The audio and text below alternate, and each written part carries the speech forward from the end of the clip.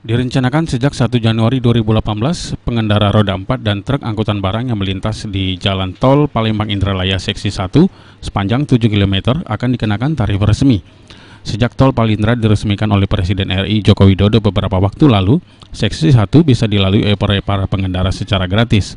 Rencananya kebijakan gratis ini berlaku hingga akhir Desember.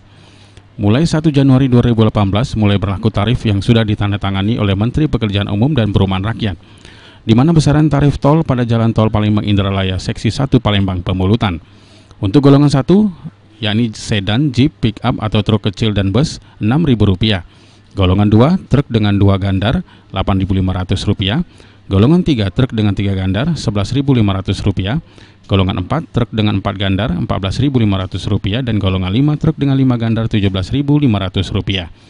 Operasionalnya nanti dengan menggunakan kartu elektronik yang sudah terkoneksi dengan tol. Pengguna jalan tol masuk dengan cara menempel kartu, gerbang langsung terbuka.